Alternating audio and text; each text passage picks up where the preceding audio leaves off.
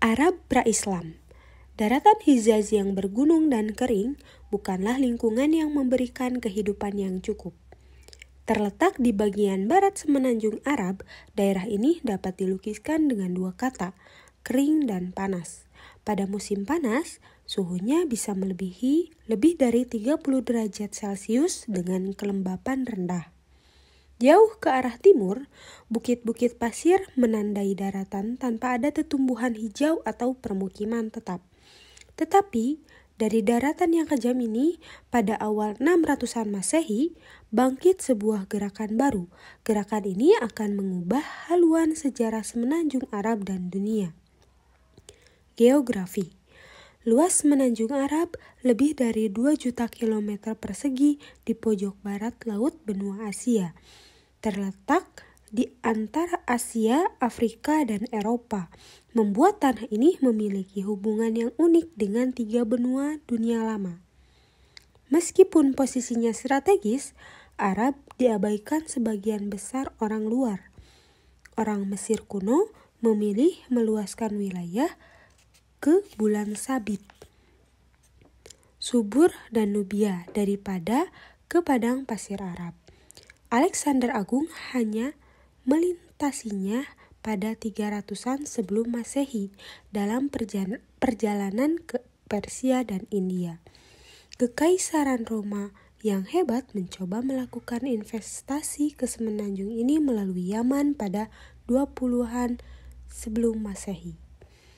Tetapi mereka tak mampu beradaptasi dengan kerasnya daratan ini sehingga gagal menguasainya. Hampir tak ada yang bisa menyalahkan orang luar bila mengabaikan semenanjung Arab.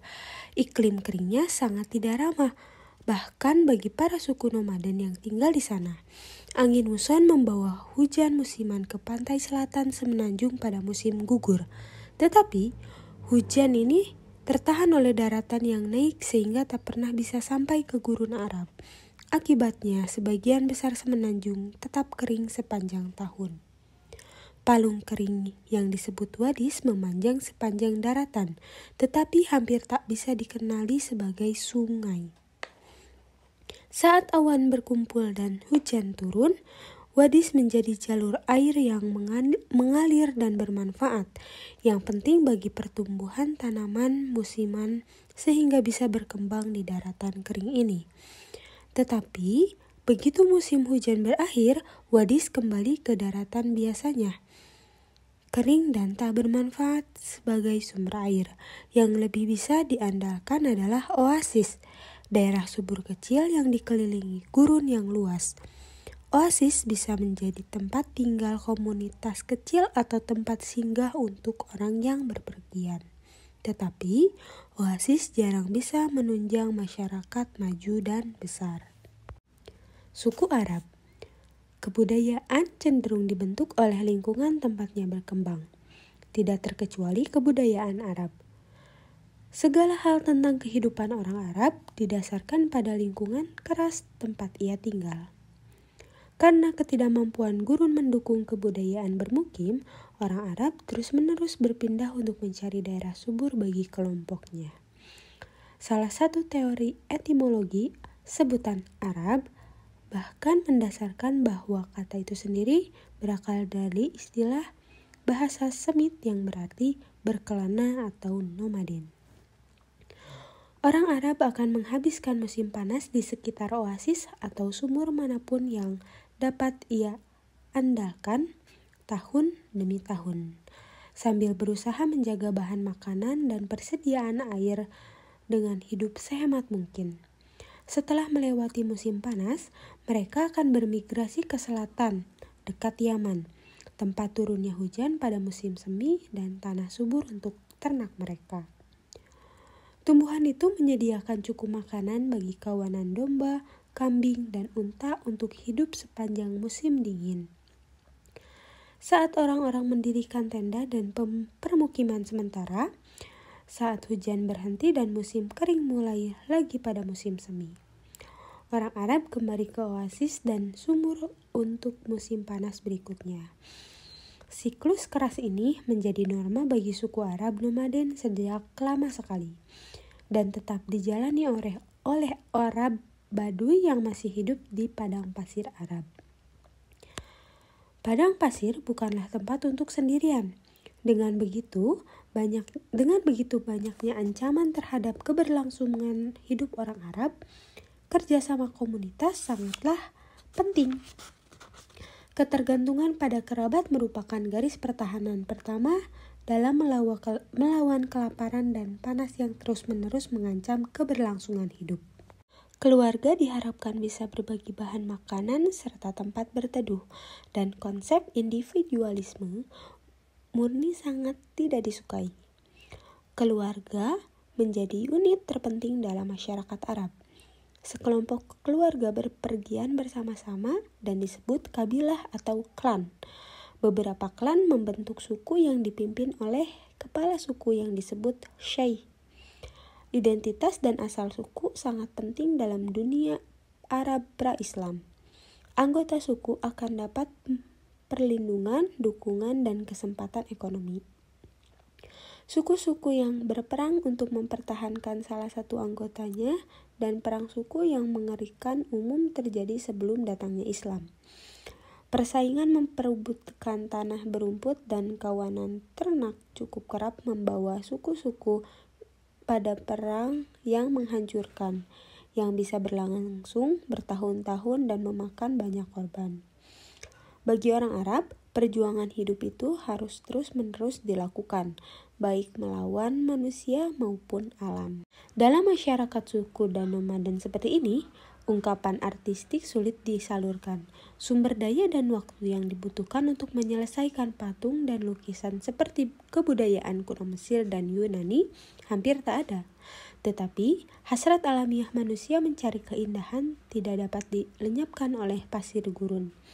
Malahan, hasrat ini menemukan bentuk baru, bahasa.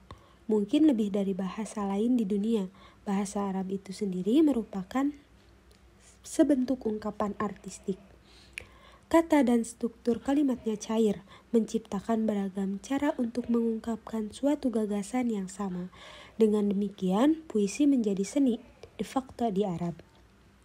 Syair epos panjang yang memuja suku dan kepahlawanan menjadi karya seni terbesar mereka. Penyair terbaik didapuk menjadi pesohor dengan segala cara. Kata-kata mereka diingat oleh publik dan diulang-ulang lintas generasi.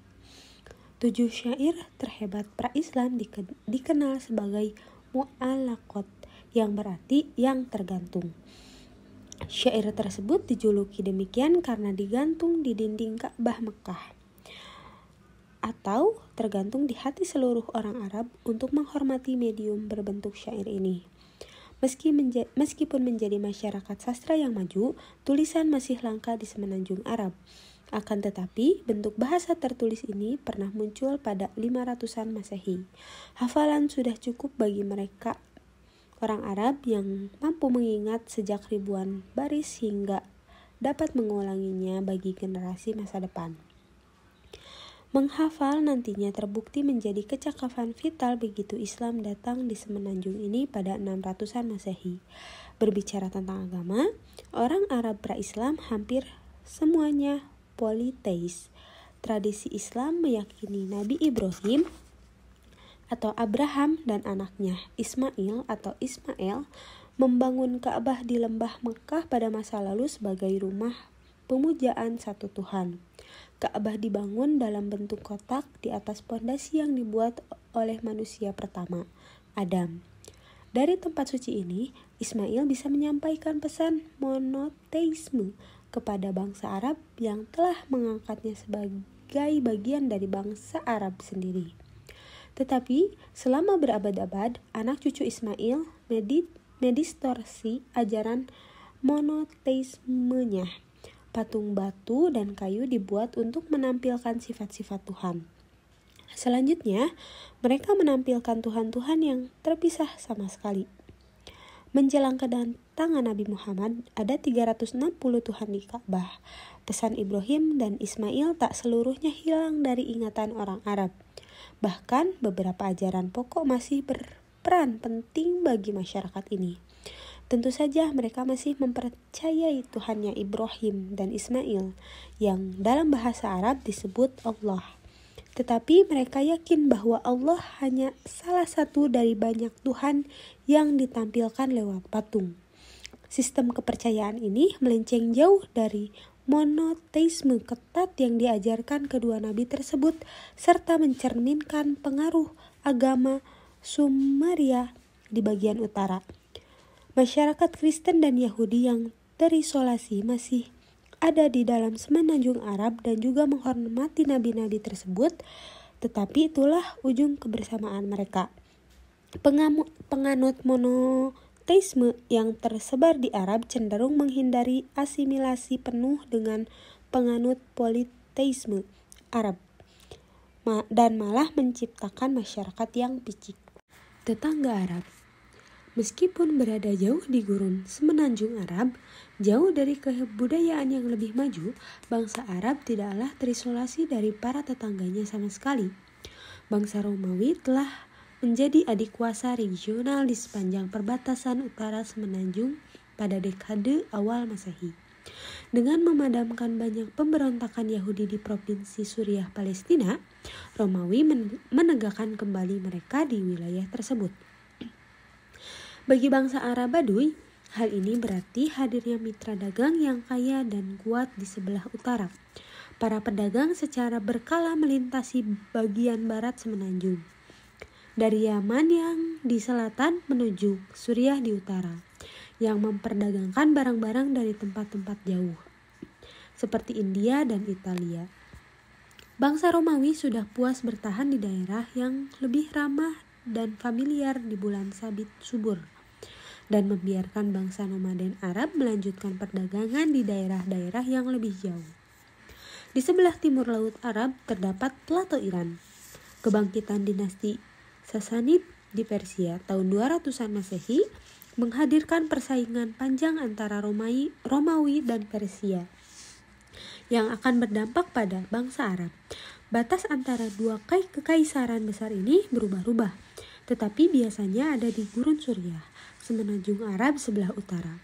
Baik Romawi maupun Persia berusaha untuk mendapatkan keunggulan dengan memanfaatkan suku-suku Arab sebagai wakilnya. Bersemangat memanfaatkan konflik ini untuk kepentingan sendiri, persekutuan dua suku Arab pun berkembang menjadi negara sekutu demi kekuatan besar. Penguasa Ghassanid mendirikan kerajaan dalam bentuk yang sekarang terdiri atas Yordania, Suriah, dan Palestina.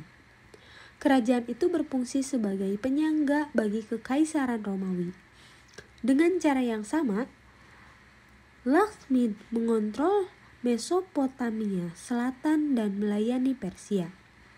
Kedua kerajaan Arab ini sangat dipengaruhi oleh majikannya yang menghabiskan banyak dana untuk mempersenjatai daerah taklukannya dalam menghadapi musuh. Tetapi, peperangan yang terus-menerus terjadi secara perlahan melemahkan seluruh pihak. Menjelang awal 600-an, Romawi dan Persia kelelahan akibat perang berpuluh tahun dan bersembunyi di balik kekuatan militernya. Ghassanid dan Lakhmid juga merasakan tekanan perang karena mereka hanya pion dalam konflik berkepanjangan ini. Tetapi, kebanyakan suku Arab menghindari konflik eksternal di antara dua kekuatan imperial tersebut.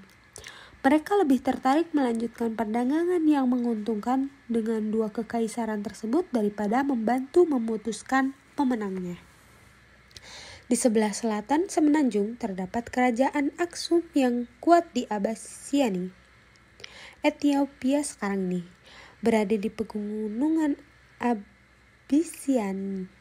Aksum adalah negara perdagangan kuat yang menghubungkan kerajaan-kerajaan di pedalaman Afrika, rute Laut Samudra Hindia, dan bagian selatan semenanjung Arab.